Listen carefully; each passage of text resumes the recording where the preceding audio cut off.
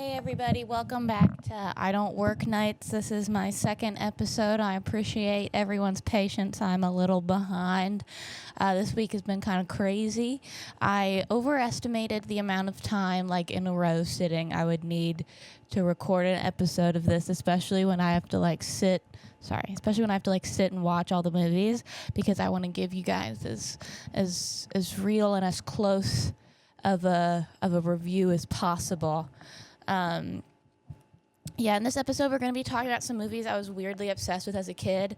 My whole family would lock in and watch all these movies over and over and over again until someone got so sick of it would cause a screaming fight. We're going to talk about those later in the episode, but I did put out an Ask Me Anything on Sunday when I was stuck on a flight from hell.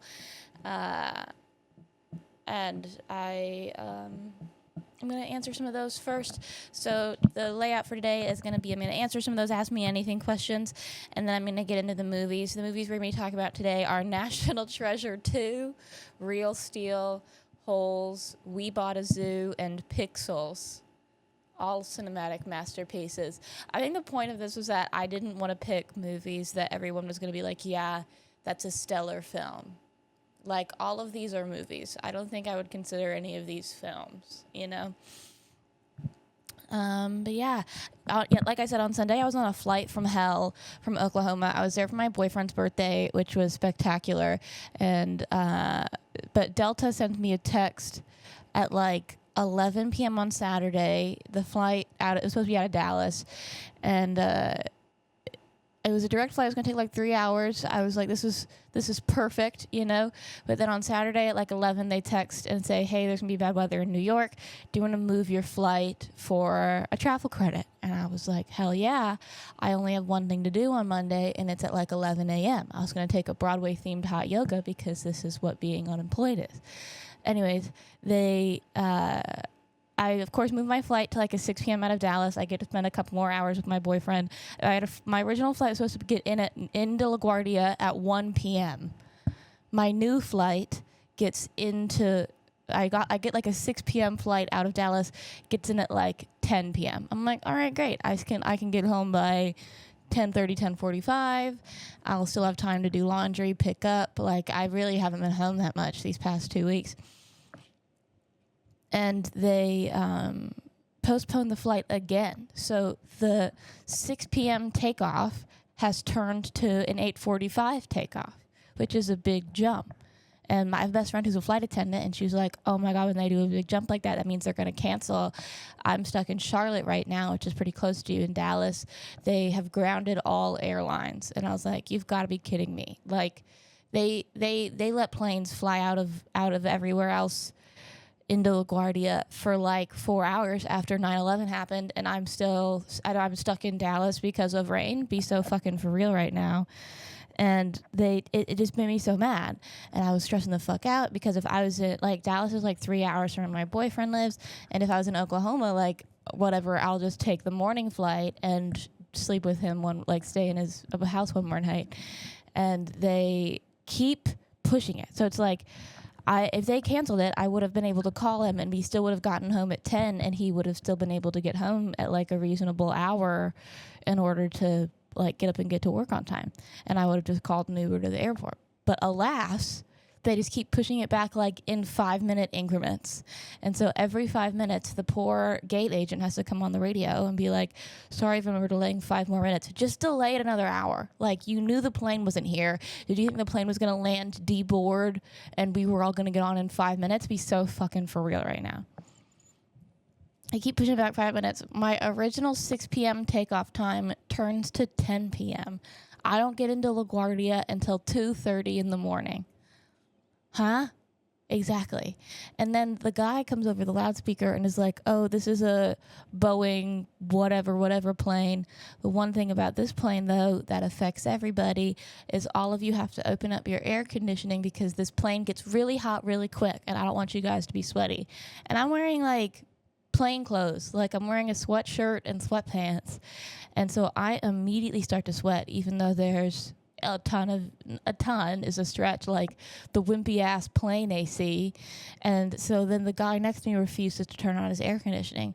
And the guy behind me must have been 7.5 feet tall because my chair wouldn't recline at all. And I am normally anti-reclining on planes, but my chair was, instead of being at like a 90-degree chair angle, it was at like a 65-degree angle. Like I was bent over the entire time. Like I was folded in half because this guy needed so much room for his legs. And I'm 5'2". If the seat could just like adjust forward, I would have been, I of course would have adjusted my seat forward. And like I said, I have never ever reclined a seat on a plane. But with the flight attendant was like, ma'am, you have to put your seat in the upright position in order for takeoff. And I was like, I am trying. His legs will not move. Like I am a tattletale on a plane. Everyone has to fend for themselves. It is also 90 degrees in this aircraft right now. And I feel like I'm in a child's car seat. Like it is awful. And then the pilot comes over the loudspeaker again and says, by the way, I had them fill us up with extra gas because of the storm. We're just going to have to fly in circles in the sky of the storm.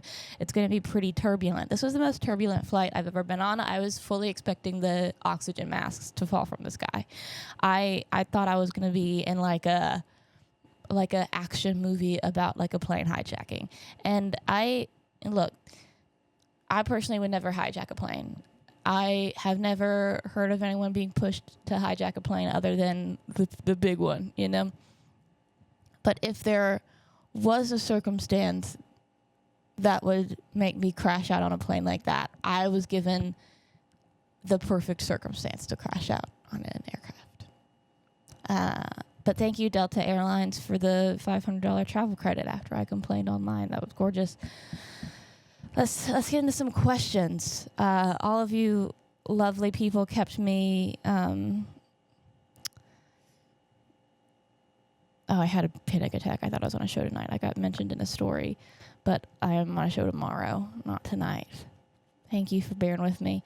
Let's get into some of my Ask Me Anythings I posted on Sunday. Let's see if I can find them. I should have been more on top of this.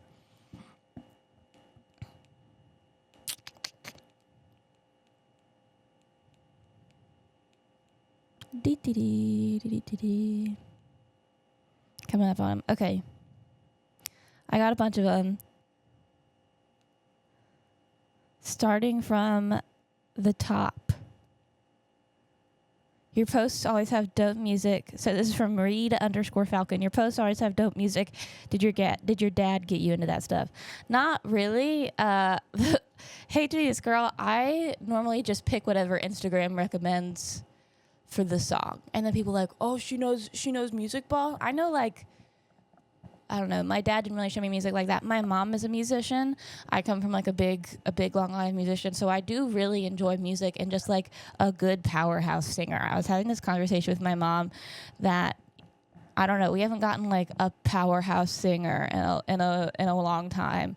Like I fully believe that Shania Twain she's vocal injury now, that's why she doesn't sound as strong. But I fully believe like Shania Twain was just a powerhouse singer. Like she would sound good on anything. Like a Kelly Clarkson, someone who just fucking annihilates everybody's song.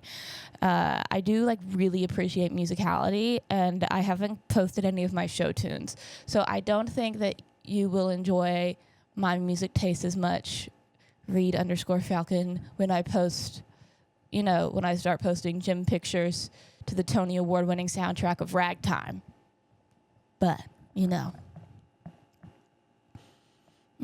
do you have winning the World Cup? Shocker, Rosie doesn't really care. I don't watch sports. I don't know. Knicks thing was cool. Hot take, the Knicks winning was cool. Did they win the championship, or did they just go to the championships? I don't really know. I don't know. I just don't pay attention like that. I live in Harlem. I'm just happy I wasn't in Harlem when the Knicks riots were happening, because I wouldn't have been able to leave my fucking house.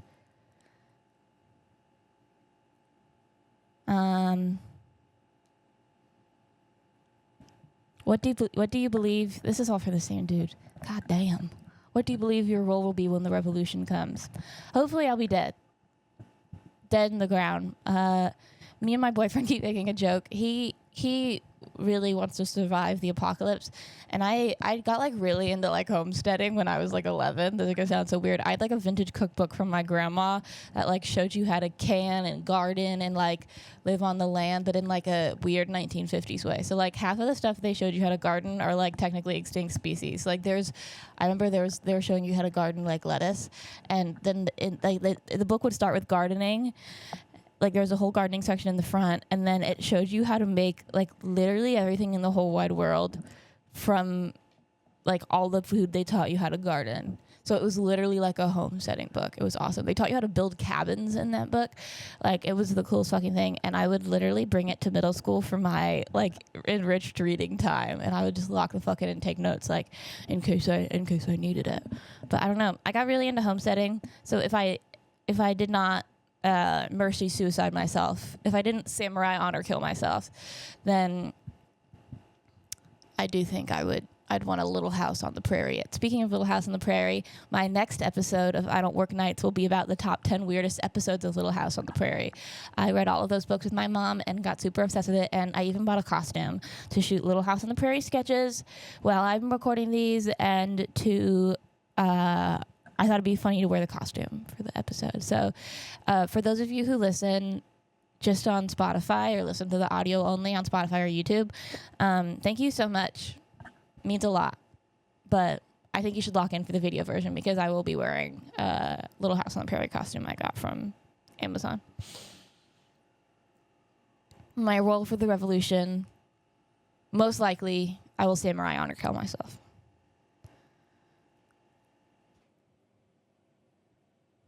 What is the best horror movie of 2025 to 2026 in your opinion? I don't know. I like a campy horror movie. Like I really love the Scream movies. I love The Craft. I don't know, ones that like aren't necessarily horror. I don't love the like psychological thriller. That's not my fave. But 2025, 2026, that counts. Maxine counts for that, right? That one was the worst of the Pearl franchise. I loved Pearl the best because I saw that in my annoying film major point of my life when I had like an Angelica, which is like a chain of bougie theaters. I'd like an Angelica membership. At that time, my best friend worked at the Alamo Draft House, and I had a Regal membership. So, oh my God, excuse me. Sorry. I would literally lock in, and I'd see every movie that came out and just wouldn't go to class. Or all my classes were in the morning, I think, that year. Yeah, all my classes were at like 8 o'clock in the morning. Like, I would have them all back to back. So I would just have like a full day of classes on Monday, and then I would have like 1 or 2 at 8 o'clock in the morning. So I would like stay up through the night and watch movies really late at night.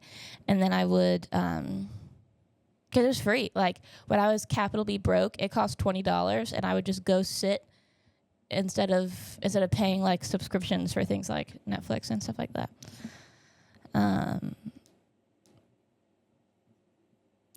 So yeah, Pearl, Maxine, all of those. I know those aren't all 2025, 2026. I illegally watched Obsession on TikTok. I'm sorry. Loved that. That was fucking awesome. And I don't know. I've thought, so I'm going to get a little film majory here and like analytical. I feel like some people watched Obsession the way that a lot of men watched American Psycho. Well, they're like, Patrick Bateman is the GOAT. And I think some men in particular watched Obsession, and they're like, oh my God, that's how I want my girl to act. And I keep seeing TikToks about that. And I know those TikToks are jokes to an extent, but like, doesn't the character like RAPE? Like, doesn't he like sexually assault? Because if she's possessed by a demon, she can't consent. It's a allegory for sexual assault and like domestic abuse. And Bear is the issue the whole time. Bear is the name of the male lead, which I think is like a funny play on man or bear, because people keep picking the bear, and so they make this like super. I mean, not to say the word simpy, but like simpy is the adjective coming to the dome right now. They have this like super, super disarming character Bear, who in the beginning is just so in love with his female best friend. And when he is given the opportunity to undo the wish, he doesn't want Nikki to not. He could have just said, "I would like things to go back to the way they were before." Instead, he wants to do like, "I wish she wasn't obsessed with me," which is super fucked up. Like, that means he still wants her to be devoted to him. And I don't know. It just, like, I thought it was so beautifully done, so well done. I do feel like a lot of men watched Obsession the way they might have watched like 500 Days of Summer, and they were like, "Oh my God, you know, Summer's the villain." But no, it's the man who, despite what the woman said when she said she doesn't want a relationship, Summer says she doesn't do relationships, this man forces a relationship on Summer. Obsession is the modern day 500 Days of Summer. You can quote me on that. Zoe Deschanel, listen up. You should. Zoe Deschanel is adult Nikki. That'd be so fucking funny. Adult Nikki has a ukulele, and that's what she does instead of. That's how she possesses people. Is a fucking with a ukulele. All right, I'm probably gonna answer one or two more of these. Oh, my friend Connor said to talk about the Thomas the Train movies. Those are awesome. They're scary as hell. I don't know if I know you're probably not talking about like the modern day animated ones. There used to be Thomas the Train movies where they were literally, it wasn't even stop motion. Like, it was just a Thomas the Train character, and its face was just like smiling the whole time. And there was only one famous actor in it, and it was Alec Baldwin. Alec Baldwin played the only character with like real lines. He played like the mayor or like the train conductor. Eep. I think that's so funny. Pre-murder Alec Baldwin. You'd think the Thomas the Train movies or something Alec Baldwin would have to do post-murder, but he did them fully voluntarily pre-murder. Like, that was a Beetlejuice era Alec Baldwin who fully voluntarily did the Thomas the Train movies. Something you hate most about traveling: the fucking flying. Now that I'm not capital B broke and I'm lowercase b broke, I can fly normal airlines. But there's been several times I've just like taken one for the team and traveled like Frontier or Spirit, not anymore Spirit, Rip Spirit, where it's like, okay, the ticket is $60, but you have a 12-hour layover in Denver, even though your flight was from Orlando to New York. The Denver airport gave me hives because in the Frontier Spirit area, they had like the worst food, obviously, because it's the broke airline. But it would take you 45 minutes to walk to a Chick-fil-A or a Starbucks. And you want to strangle somebody. Three favorite musical genres. I really like kind of like 60s floaty country at the moment. Like a modern version of that, I guess, would be like Sierra Farrell and Tyler Childers, like that kind of Appalachian bluegrass country. And then when I say like 60s floaty country, I mean like Dolly Parton and like really early Reba and Loretta Lynn. I've been listening to Conway Twitty, and my boyfriend is obsessed with Waylon Jennings. And apparently there's a Waylon Jennings interview where he was probably coked out of his mind. It was like, "I've only ever seen ugly bitches go to a Conway Twitty concert." And literally in the car when I was with him this weekend, he was like, "Rosie, you like Conway Twitty?" And I was like, "Yeah, I guess. I wouldn't say more than like the average person." And he was like, "Damn it." And I said, "What?" And he goes, "Waylon Jennings said that only ugly bitches listen to Conway Twitty." And I was like, "Well, then you got yourself an ugly bitch. Sorry. All right. I spent 20 minutes answering questions. Fave comedians. I'll answer that one. My favorite comedians to work with are Usama Siddiqui. He is the unfollowable comedian of all time. Like, you cannot go up after Usama. He just tears no matter what. Like, sometimes you can walk into a room while another comic is on stage and kind of gauge how easy the room is going to be or stuff like that. But with Usama, there's literally no way to gauge that because he is just such a fucking powerhouse. Like, he is. And and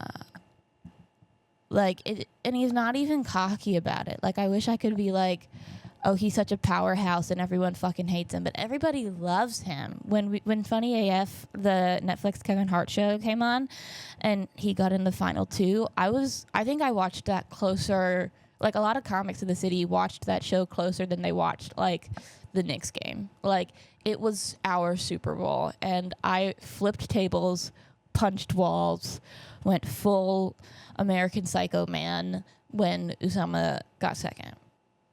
It was devastating to me.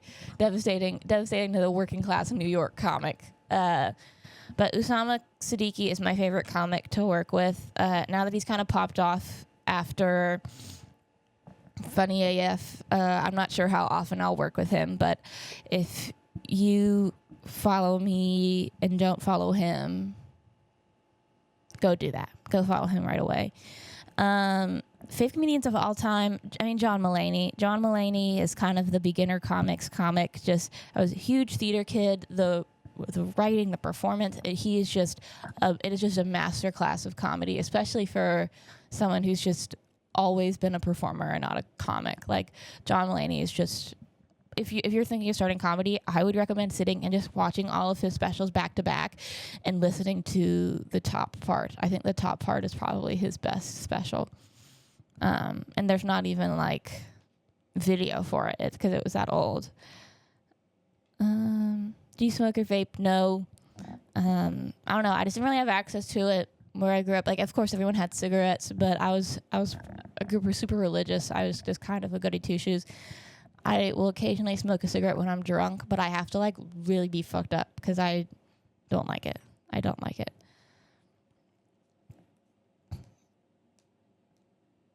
Oh, this is a really good story. I mean, I assume you're also talking about weed. I don't smoke weed, but because the first time I took an edible was the day my parents got a divorce.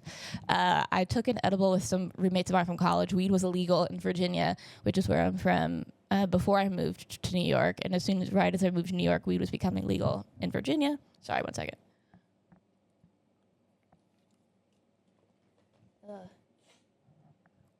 And all of my friends from college were from like places where weed is super legal, like Dallas and Seattle. So my Seattle roommate smoked a lot of weed. And one of my roommates from Dallas was like, oh my God, Rosie, they're doing a re-showing of Bram Stoker's Dracula. We have to go. It's like $5 at Regal. And I was like, fuck yeah, let's go. She goes, we should take an edible because that movie is fucking weird. I took the edible, didn't really feel it. I took another one. First time ever ingesting THC, like at all. And then I get a phone call from my dad. And I hang it up. And I have the ringer on because I'm high. Like, I'm not really paying attention.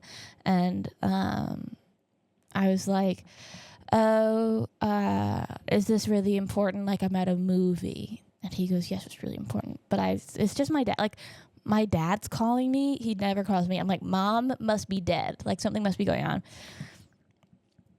I leave and pick up the phone. He goes, me and your mom have decided to take a break. And I was like, oh my God. And it was like right as he said that, all of the weed like hit me. It was insane. And then my mom starts blowing up my phone. She's like, I go and sit down and I'm kind of like reeling. And my roommate goes, oh my God, are you okay? Like, oh, the weed just really hit you or something. And I go, no, my parents just got divorced. And she goes, are you sure? And I was like, yes, I'm sure. My dad just left. He called me and told me he packed up his stuff and left. And of course, I'm not at home. I'm like 6 hours from home. My mom starts blowing up my phone. I'm sitting down, and we're sitting like in the middle of the aisle of a very small theater. So every time I've gotten up to talk to one of my parents, I'm walking past the fattest man I've ever seen, like Wally fat. And he has to stand up, and he's huffing and puffing. Like, he looks like the comic book guy from The Simpsons. I stand up again, and he was like, do you really have to take another phone call? And I go, yes, my parents just got a divorce.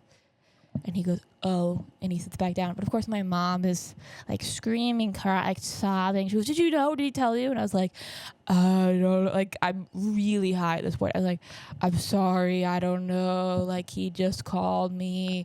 I didn't, I don't talk to dad like that.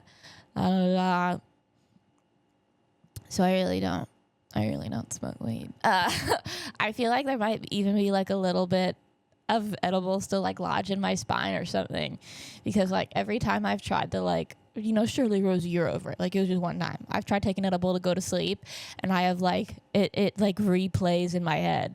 Not to be like I PTSD from my dad leaving, but like low key, just as bad as Vietnam though. No, I'm going to go ahead and talk about those movies now. I really only take detailed notes for one of the movies because the rest of them I rewatch pretty often. I do think I'm going to talk about my GOAT first, Pixels. Okay, Pixels came out in 2015. I love this movie so much. It is in my Instagram bio. Go look at my Instagram bio right now. Drop what you're doing. Pause my podcast. My Instagram bio says like, what the hell? Oh, sorry, my camera battery keeps being like, oh, even though it said I had an hour, you have 27 minutes left. I'm going to talk about Pixels and unplugging my camera. Sorry, teen. They, in Pixels, starring Adam Sandler, it was kind of like the last big, like, grown-ups style movie with Adam Sandler and a bunch of his friends. Starring Pixels stars Adam Sandler as a title character. He, and Kevin James as Adam Sandler's best friend, Peter Dinklage, and Josh Gad are all in this movie. Adam Sandler plays kind of like a loser of an adult. He is kind of like a Geek Squad handyman, goes from house to house, like installing like video games and installing TVs, like installing electrical stuff, but like electrical media kind of things. I'm still really stuffy. I don't know. It must be when I talk for a long time I get stuffy. I'm sorry about that. God damn. Anyways, but the movie kind of opens with Adam Sandler's character as a kid, Kevin James' character as a kid, and Josh Gad's character as a kid, and Peter Dinklage's character as like a late teen.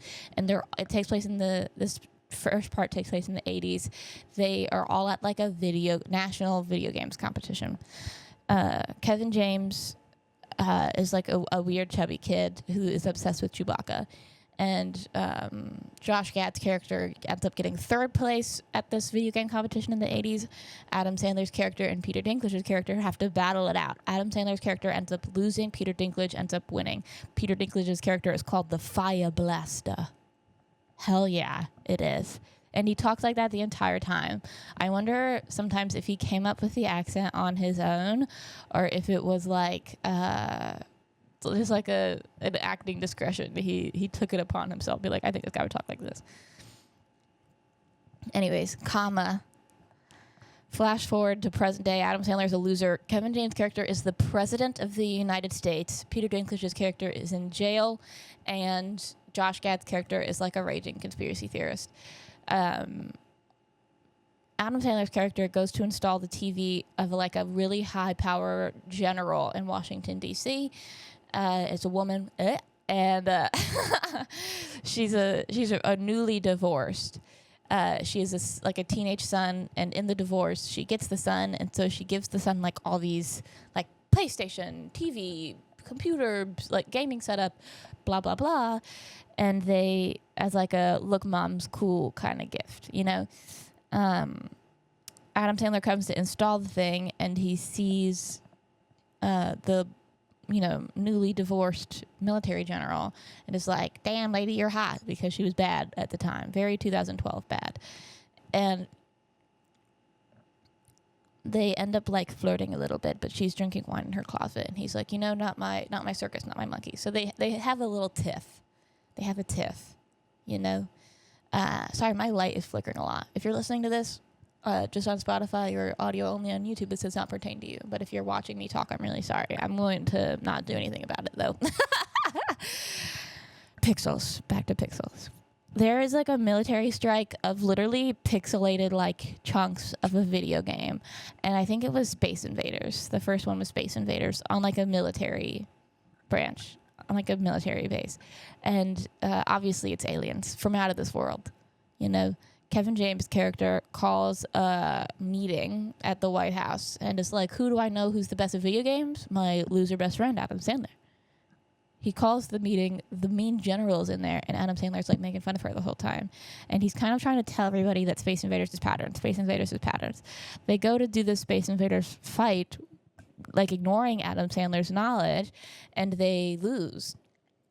And then the aliens kind of send them a video, and it's Ronald Reagan. Like, it's all this 80s nostalgia. Like, some of the videos further down are Madonna. It's Mr. Fantastic, I think is his name. Like, the weird island with a midget on it. Anyways, they decide that Adam Sandler's character is right. These aliens got a video of the video game competition that Adam Sandler was in the 80s and took it as a threat, as like a come down and fight me kind of way. But because they lost the first battle, they're like, it's rock, paper, scissors rules. You only have 3 tries. Adam Sandler, Kevin James as the president, then recruits... that's happened first. Adam Sandler gets like low-key abducted by Josh Gad's character, and Josh Gad's character proves to him that it's an alien because he has the correspondence. He somehow took the correspondence and the videos and was like, we can stop it. Adam Sandler gets a call from Kevin James and is like, I need you to stop it. And it starts with Kevin James, Josh Gad, and Adam Sandler, and they end up doing like a battle in London where it's the worms. I think it's like snake. It's a snake one with the worms. Oh, scorpion. That's what it was. It was scorpion. Or centipede. Sorry. Oh my God. They're all bugs. Damn. Pixels is literally the best movie ever. It is. God. So good. And they then win that one. And so they get Q*bert, another piece of 80s nostalgia, as like a winning gift. They then enlist the help of Peter Dinklage while he's in jail. And Peter Dinklage makes them promise him that he doesn't have to pay taxes anymore. In order to fight, he makes him promise he doesn't have to pay any taxes. And he says the best line in the whole movie, I don't want to pay no shitballs taxes on no gum. That's my favorite line in the whole movie. That was for me. Anyways, Peter Dinklage also makes them promise a threesome between Serena Williams and Martha Stewart in the Lincoln bedroom in the White House. And they said, they go, pick one. He goes, Serena Williams, and we are closed. It's the best. So good. Anyway, they continue to they do a Pac-Man fight. And they narrowly win the Pac-Man fight. But they find out it's because Peter Dinklage cheats. And they think that's their best 2 out of 3. You know? They think that's their win. But they, while they're throwing a big party, there's another attack where the aliens deem they lose. And because they cheated, they forfeit the game. Peter Dinklage cheats with his glasses. And that's what Adam Sandler learns. Oh, I won the whole time. Because Peter Dinklage was cheating, he had like cheat codes on his glasses. And so then the aliens abduct the general's son and is like, this is our token. We're taking this as a win. And then the aliens come down and invade Earth as 80s nostalgia. And then they in the 80s nostalgia, they end up winning because they play a really intense game of Donkey Kong. And they all live happily ever after because they won Donkey Kong. Isn't that fucking awesome? I think I saw this movie 3 times in theaters. Literally, anytime Pixels is on TV, everyone drops what they're doing and texts each other in my family group chat. Like, I saw Pixels on TV in a hotel, and I was texting my family group chat, like, guess what's on TV? And then everyone dropped what they were doing. Like, I had family members at work, like, in their office job at a cubicle, and they, like, opened up their computer and then texted that they were watching Pixels. Best movie ever made. I would rank this above Good Will Hunting. I would. I think this is my favorite movie of all time. I am going to plug in my camera really quick. Halt. Pause. We're back, team. God, I have these headphones on the wrong way. So excuse me if I'm being pulled to the other side. God damn. Okay. Yes. So Pixels, if I had to rank these movies today, Pixels, obviously, number 1. This would be a difficult ranking system. My next movie that I would like to talk about, Real Steel, starring Hugh Jackman. Hugh Jackman, Evangeline Lilly, and Anthony Mackie. So a good chunk of the Avengers.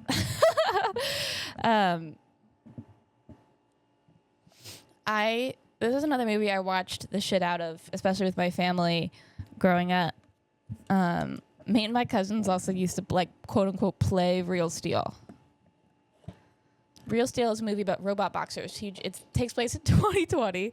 This movie came out in 2015, so it's really only 5 years in the future.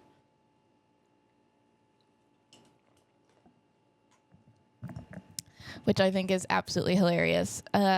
In 2020, they're like, the big thing that's going to happen is we're going to have robots. That's the big thing.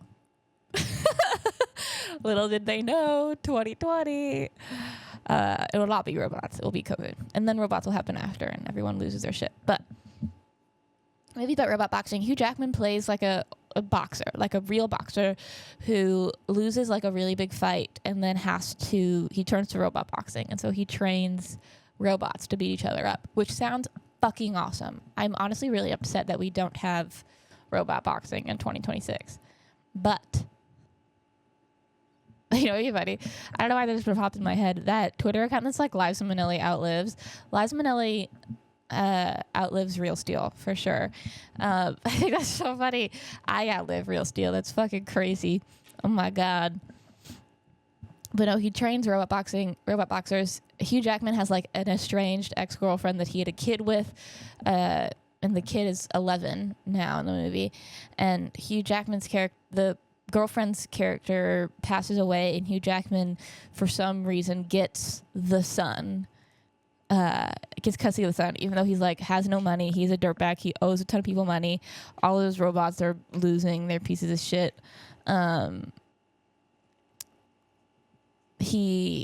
His like one prize winner robot is like a piece of shit. It's broken. It's horrible. He takes it to like a bullfight to beat up a bull, and for $20,000, and he loses because he was flirting with women. This is before he gets custody of his son. And then the owner of the bull is like, if you don't give me the $20,000, I'm gonna come and beat you within an inch of your life. Hugh Jackman's character shows up to a custody hearing to waive the rights of the son over to the son's aunt and uncle. The uncle offers Hugh Jackman $100,000 to take him just for the summer because the uncle wants to go on a trip to Italy. And Hugh Jackman's son is not happy about it because he's been estranged from his dad for a decade. But right away, Hugh Jackman uses the money to buy like a $50,000 robot. The new robot is only responds to Japanese. They take it to a fight and they lose pretty drastically. And so they only have like a hunk of metal. Hugh Jackman takes his son's character, his son's name is Max. Hugh Jackman takes Max to a scrap yard. And then Max, the son, ends up tripping and falling like off a cliff very dramatically. And what catches him is the arm of a robot, like a robot piece. And they kind of dig up the robot and find out that there's like a robot that's completely intact. And Max begs Hugh Jackman to take the robot back. So they do. And they kind of, Bailey, who's Evangeline Lilly, she owns a gym where Hugh Jackman is living rent-free. She's kind of Hugh Jackman's on-again, off-again girlfriend. Situationship, if you will. And they end up, like, cleaning up the robot, and the 11-year-old ends up training the robot. He learns the robot kind of understands him and can shadow him. So in the underground fighting circuit, the robot's name is Adam. Adam is kind of working his way up the underground fighting circuit. And because it's, owned by an 11-year-old, everyone's like, oh, this is such a cute little gimmick. Like, they all bet on it, and it makes a ton of money. Adam ends up winning his first professional fight, like, easy. There's these super rich people who owned this robot named Zeus, and the owner of this Zeus robot wants to buy Adam off of Hugh Jackman for $200,000, and Hugh Jackman's son says no, but then Hugh Jackman's son kind of gets really cocky over a fight loudspeaker and is like, I challenge Zeus to a fight anytime, anywhere. And then the dip happens. Hugh Jackman gets beat up by the guy from the beginning of the movie who promised to beat him within an inch of his life, and they take all of their money. Hugh Jackman then feels really bad. He got beat up in front of his son. He's like, my son is not safe. And so he calls the aunt and uncle and tries to give the son back to the aunt and uncle. The son is like super, of course Max is pissed again. Max is mad. So they don't get along with this very well. So Hugh Jackman, comes back and apologizes and is like, look, I need you. We're going to fight Zeus. And so they keep staying in round. Like they stay in the round, they stay in round after round after round after round. And then Hugh Jackman ends up having to do the like shadow mode on the robot where he is fighting for the robot and not just giving him vocal directions. So he gets in front of the robot and mirrors how he's supposed to fight. And so it's like Hugh Jackman is getting back his boxing career, and he has repaired his relationship with his son, and now he is dating the Wasp, Evangeline Lilly. And they end up losing the fight by 1 point. And everyone literally boos the rich people who owned the robot that won, and they all cheer for Adam, the good guy robot. And Hugh Jackman ends up keeping his son, which is sweet. It is very sweet. I low-key want to start a Substack where I write like a really hot, like a short little article with like really hot takes that kind of go with each episode. If that's something you're interested in and you think like would be cool, let me know.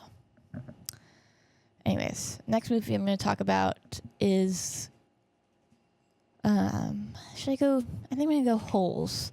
I'm going to talk about Holes. I was asked recently if a movie could make me gay, which one would it be? And I said Holes, because there are so many baddies in Holes. Everyone knows the plot to Holes. I really don't think I have to give it that much of a synopsis. Stanley Yelnats, played by pre-Crash Out Shia LaBeouf, is always in like the wrong place at the wrong time. He has really bad luck, and he ends up just being in the wrong place at the wrong time. And instead of going to jail, he ends up going to like a work camp, run by Sigourney Weaver. Hot Sigourney Weaver. Sigourney Weaver paints her nails. Has like really long acrylic nails and paints them with Venom nail polish, which is so fucking cunty. Like if there's a moment in cinema that I think low-key made me question something, it was that moment. But I think it's just because I wanted to be her. Like, she is a horrible person and is like the definition of evil in the movie. But if there was like a villain, I feel like I could play the fuck out of. Reboot Holes. Let me be the sexy warden. I could do it. Holes is also where the banger of the line, "I'm tired of this, Grandpa." And then he goes, "Too damn bad." That's from that movie. God. I really don't think I have to synopsis Holes that much. I just wanted to give you that little tidbit about Holes. Real Steel and Pixels were a little bit of a deeper cut than Holes. And I really only have 15 minutes left with you guys. I don't want to make super long episodes. And I have 2 more movies I need to talk about. But Holes, I don't know. I think I might rewatch that later. Holes was when I first started watching. I'm not really good at working out without like a workout class. I do like hot yoga and Pilates every so often. But when I work out at the gym, I do the 12-3-30 because I'm just a girl. It ends up really being like an incline 12, speed 3, like 90 minutes because I just clock out and watch a movie or watch TV. Like, Holes was one of the first movies I like locked in and watched on a treadmill like that, which is kind of romantic. I remember I watched Holes for the first time in a hotel room with my Nana at the beach, and I was like, oh, I'm going to make this a personality trait. And I would watch it like at least once a week on Netflix before I went to school. Like, I would just kind of break it up in 20-minute chunks and watch it before I went to school. Obsessed with it. It just has like the best nostalgia vibe, like whenever I feel like nostalgic and I need to do like a weird age regression inner child thing, I look at all my Calico Critters and I watch old Disney Channel movies. And Holes was a Disney Channel movie. It was. We have 2 more movies we're going to talk about: National Treasure 2 and We Bought a Zoo. National Treasure 2, again, I feel like I don't have to synopsis that one that much. It's a quest movie with Nicolas Cage and Patrick Voigt, who was also in Holes. Whoa. National Treasure 2, the main Nicolas Cage's character is one is a little more like conspiracy theory, which I really like. Like the first one obviously had like its conspiracy theory moments, but this one is like, oh, there's all the Freemasons and there's tunnels under the White House and I'm gonna abduct the president and like it's a little more ooh. But Nicolas Cage has broken up with his love interest from the first movie, the lady who worked at I think she worked at at the National Archives where he steals the Declaration of Independence, which is such a meet cute. Honestly, me and my boyfriend have a really good meet cute, but, you know, I didn't meet him when he stole the Declaration of Independence. That'd be sick as fuck. I think all of us wish that we met our boyfriend when he was stealing the Declaration of Independence. But National Treasure 2, they are insistent to find the City of Gold. I think it ends up being under the literally ends up being under the I'm pulling this up. It literally ends up being under the Mount Rushmore. Isn't that so funny? Sorry. Oh, no, he's clearing his names. He's clearing his name because he has an ancestor who was on he's like a great uncle who was like quote unquote friends with John Wilkes Booth, but honestly it was because John Wilkes Booth apparently lights his saloon on fire, and his grandpa was played by Billy Unger before he was in Lab Rats. Billy Unger plays the like nerdy brother from Lab Rats, and I remember watching that movie at the time, and it was literally like that Leonardo DiCaprio meme from Once Upon a Time in Hollywood where he's like that one. I remember losing my mind. It felt like my Avengers Endgame where I saw young Chase from Lab Rats and I was like, whoa, it's the Black Panther. No. National Treasure 2, 10 out of 10. That one got me like really into conspiracy theorists. I remember after getting really into National Treasure 2, over the summer, my grandparents got me like this is how much like weird Revolutionary War history I grew up around. The county I lived in had like a punch card where it was like $100 per person, and you got a ticket to every historical landmark and monument in our district, when it had like 30 on them. And every time I went to the museum, I'd be like, oh, is there a secret message on this? Does George Washington's cherry tree have a secret message on this? Sir, is there a secret language right on the back of this? In National Treasure 2, they said you could squeeze lemon juice on it and rub a hairdryer on the back of the Declaration of Independence, and there's a secret message that the Freemasons put on there about John Wilkes Booth. Okay, 10 more minutes. We can lock in, team. We bought a zoo. God. This movie was a meme a couple of years ago, and I don't know why. I also think this movie, I talked about Kit Kittredge in the last movie. That was one of my first celebrity crushes. And then I had like a weird movie crush for We Bought a Zoo, too. We Bought a Zoo, Matt Damon, who was like a professional adventurer, his wife dies in a very dead wife in an action movie kind of way. Like she's literally just like walking around in a beach in a flowy white dress, and he has flashbacks about her, and she's just laughing. Ha ha ha ha ha. There's also a little girl named Rosie, which I was like, yes. Again, it was the Leonardo DiCaprio, like, that's me, that's my name. Oh, run it back, that's my name. And I remember when I saw that, and her name was Rosie. I'm like, I bet she spells it Rosie and not instead of Rosey. And so she spells it wrong. And I'm like, Rosie, you dumb fuck, you spelled Rosie wrong. You picked the wrong way to spell your nickname. You stupid idiot 6-year-old. Anyways, We Bought a Zoo. Matt Damon's character has a little girl named Rosie and then an older emo son named Dylan, who's drawing some real scary, like, Columbine shit in his notebooks. And everyone throughout the movie is like, oh, you should be an artist. Literally, Matt Damon buys a zoo, like out in the sticks, and Scarlett Johansson owns this zoo. Matt Damon ends up falling in love with Scarlett Johansson. Plot twist, they bought a zoo. Anyways, hijinks ensue. They buy this, like, formerly beloved zoo.